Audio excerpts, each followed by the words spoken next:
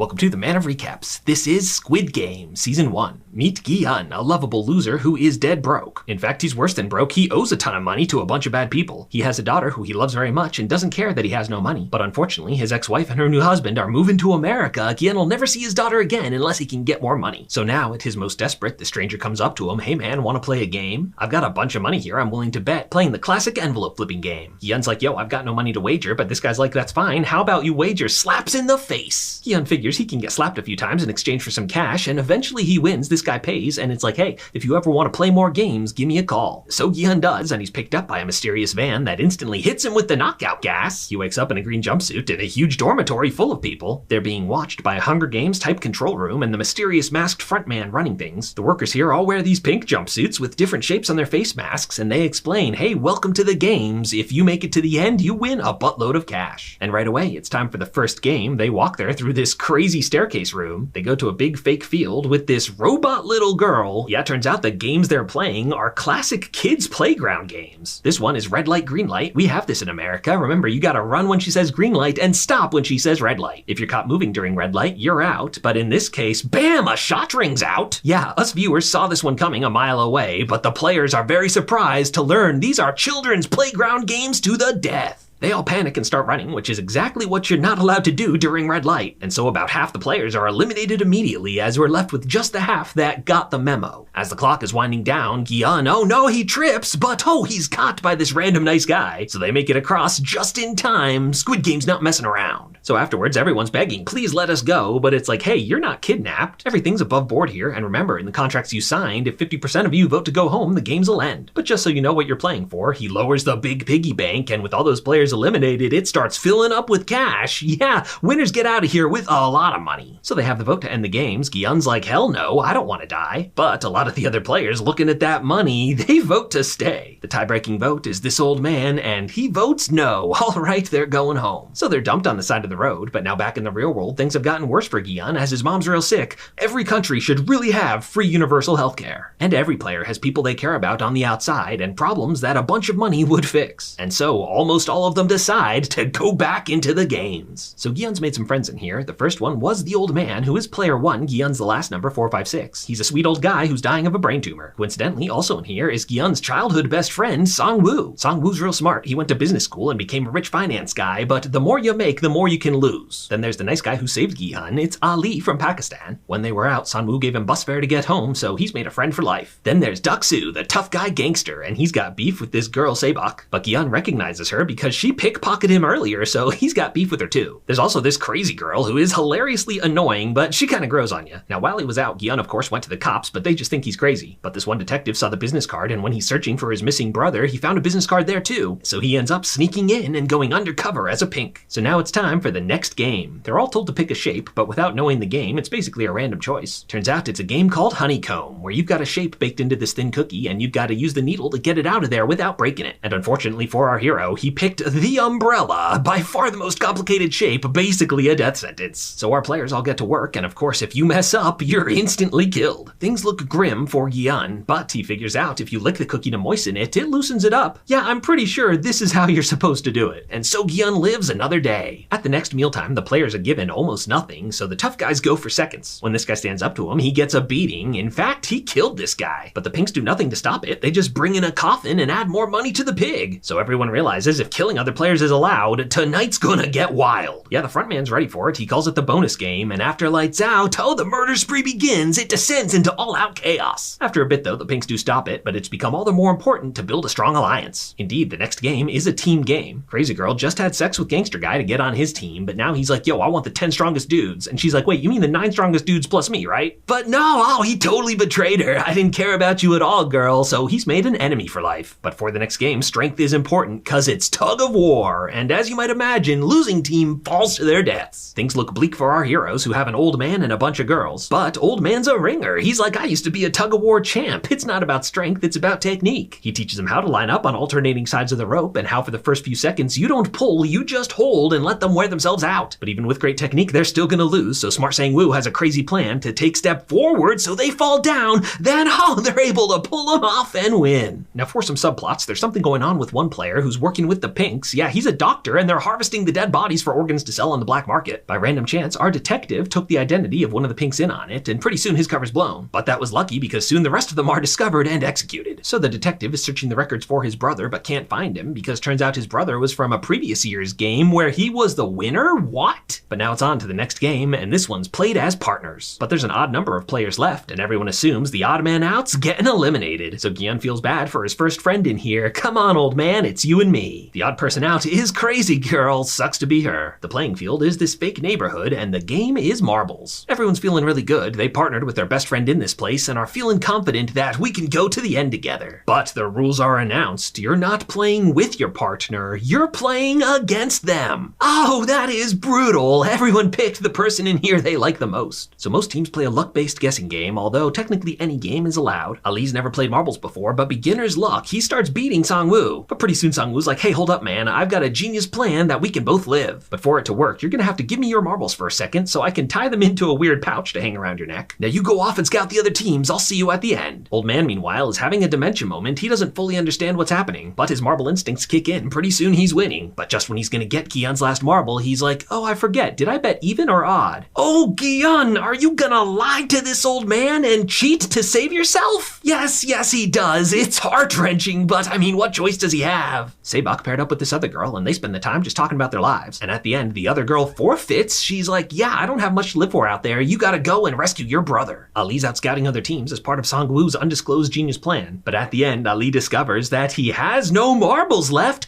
Oh, Sang-woo completely took advantage of his trust to save himself.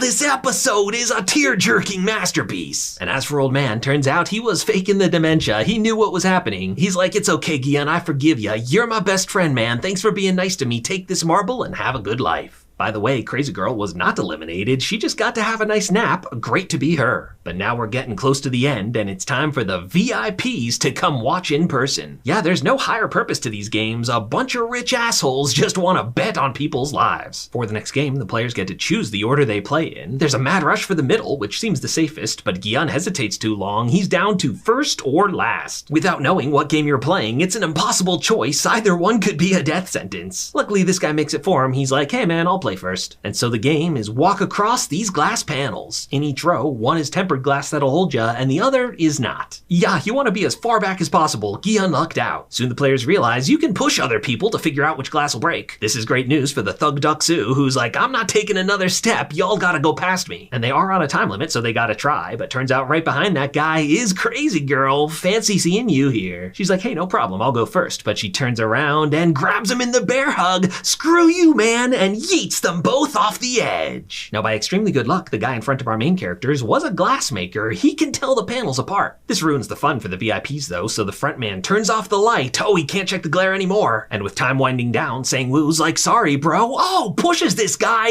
and our guys are able to make it off just in time. The glass explodes right behind him with no concern for their safety. In fact, Sebok gets hit real bad. But now Gian confronts his old friend like, yo, Sang-woo, you pushed that guy. That wasn't cool. But Sang-woo's like, pull yourself together, man. It's kill or be killed in here. I'd kill you if I have to. In fact, you're a huge loser. Wow, okay, not friends anymore. Meanwhile, undercover detective was gathering evidence. He finally escapes and goes to send it, but there's no signal. At the edge of a cliff, he's captured by the front man who reveals his identity, and it is his missing brother. What? It said you won. Why'd you end up working for him? But we don't get any answers as this guy, shoots his brother off the cliff. Yeah, who knows what's up with this guy? He's just really dedicated to his job, I guess. So now we're down to the final three. They all got a fancy steak dinner before the game tomorrow, but when they clear their plates at the end, they leave the steak knife. So that night they get no sleep as Gion's worried Sang-woo's gonna kill him. He makes an alliance with Sebok like, hey girl, we've been through a lot, I trust you. In fact, they make a promise, if only one of them gets out, they'll take care of each other's families. When Sang-woo falls asleep, Gion's like, maybe I should go kill him now, but Sebok's like, hey man, don't, you're a good person, stay that way. Just then though, she passes out. Yeah, she's losing a lot of blood, and Gion goes like, hey, we need a band-aid over here. But they don't bring a band-aid, they bring a coffin, cause Sang-woo was faking asleep. He killed her! Oh, it's so sad. Gi-hun's ready to kill his friend now, but it's gotta wait till the final game. And you knew it had to happen. The final game is Squid Game. Squid Game was apparently a popular Korean kids game, so named because it's played on a court that's shaped like a squid's head. Basically, one player has to get inside the different parts of the squid, and anything goes, there's no fouls. And so it dramatically reigns for the final round as it devolves into an all-out, muddy, bloody brawl. In the end, Sung-woo has the upper hand. Sorry, old friend, but I choose me. But oh, Gi-hun manages to turn the tables on him. Oh, bam! Does not kill his friend, though. And so, as Gi-hun walks to the end zone, looks like he's gonna be the winner. But he stops just short, has a crisis of conscience. Wait, why am I doing this?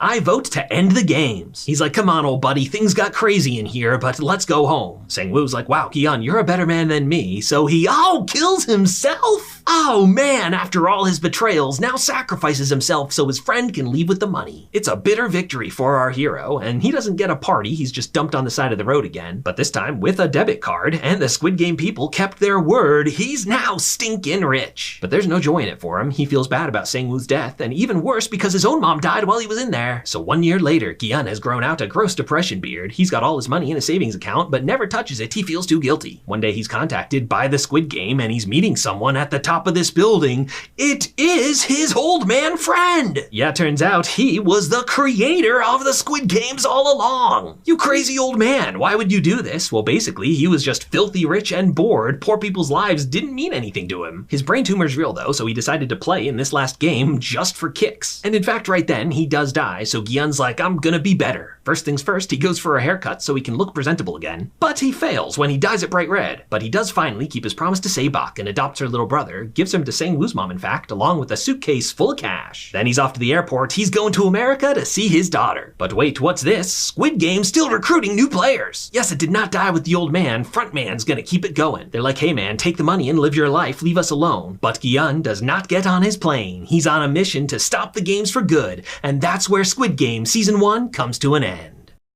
If you like this recap, hit that subscribe button for more of the best recaps of TV and movies. And if you loved this recap, check out the join button and support the channel as a member.